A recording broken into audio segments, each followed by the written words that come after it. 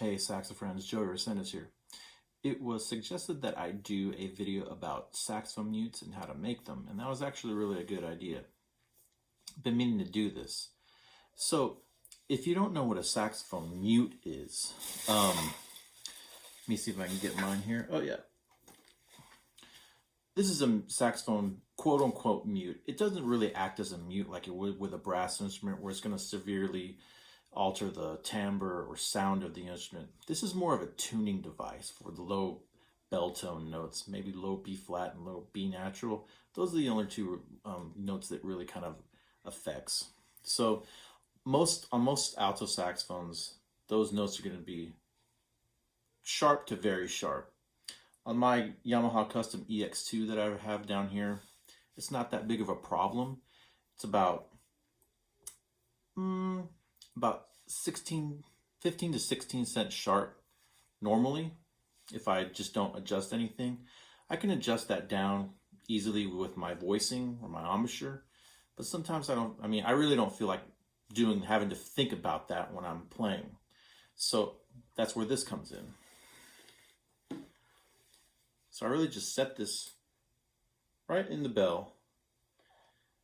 You can kind of adjust how much it'll affect the pitch variation by adjusting it sideways, or you can push it down a little bit further. You don't want to force it in there that much because it's possible you could dent the brass in your bell if you really force it, but try not to do that. So I'm not sure you'd be able to hear this, but here it is without the mute. I have my tuner down here. Let me tune up first. My horn's pretty well in tune. So here it is without the mute. That's my low B flat with 16 cents sharp. When it settles down, it's about 13 to 14 cents sharp. Now I'm going to put this right inside my bell, like so. It was 1 cent flat. It was started about 1 cent sharp, then went 1 cent flat. So it's pretty much in tune. I think anything really in a perfect world, obviously we would hit every note right on zero. If you're within 1 cent, you're pretty well in tune.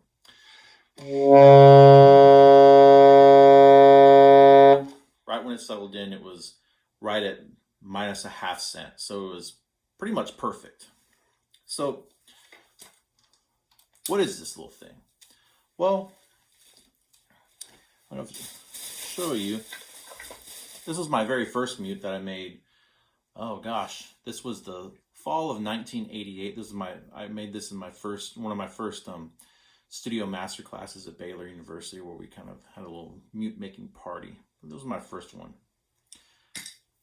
Here's the one I play on now. It's pretty much the same thing. I like the color of this one a little better. It matches the felts on my instrument. You can make these to fit your school colors.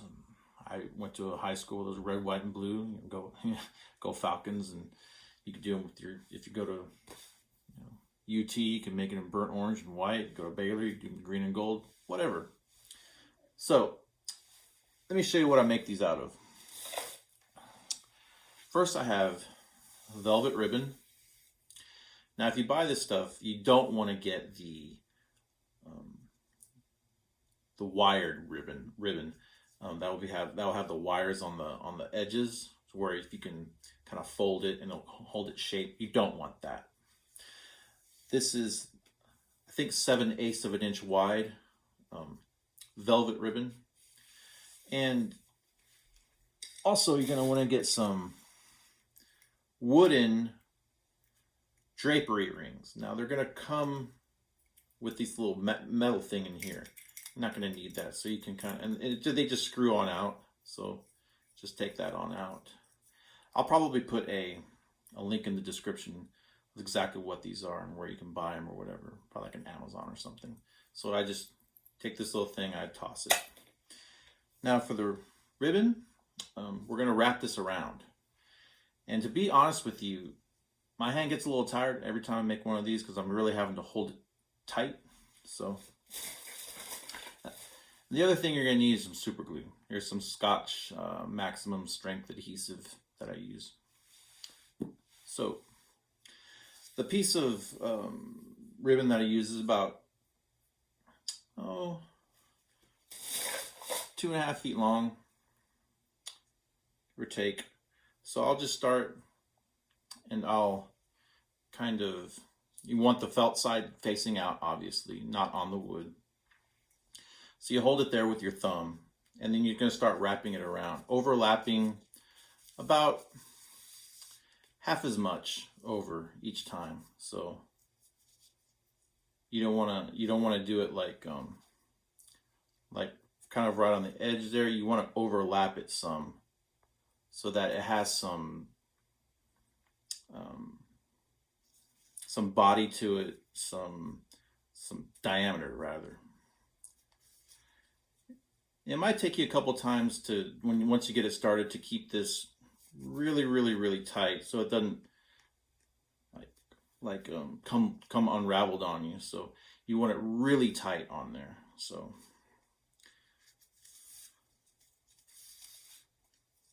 just keep on going around.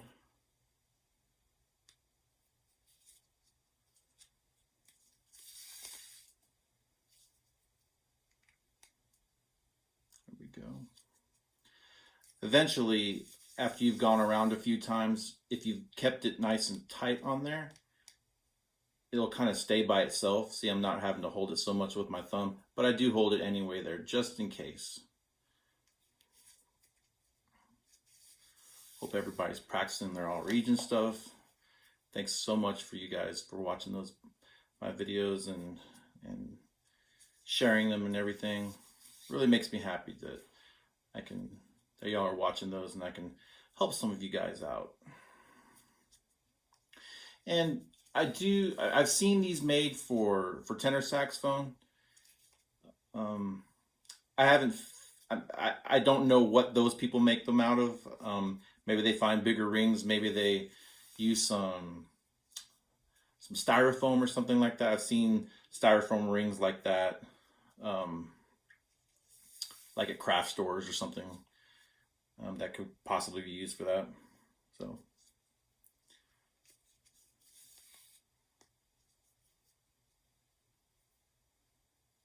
going around.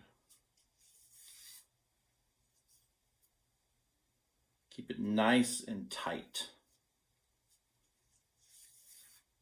You don't want the felt loose at all.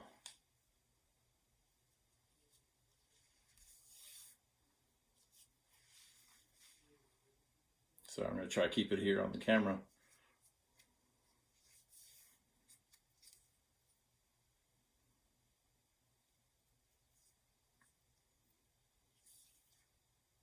Yeah, my thumb's starting to get a little cramped up there. I'm holding it tight. So I'm going around, getting toward the end. See, I got a little bit of wood left there.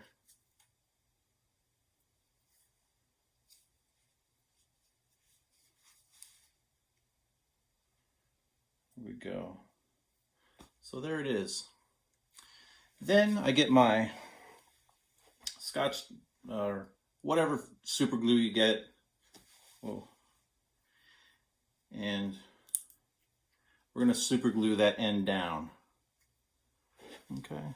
So just, I'm getting high from the fumes here. We're going to put some adhesive down in there. Careful not to get too much on your fingers. You're going to get some on your fingers. I mean, it's just going to happen. Get right at the end there, the edge.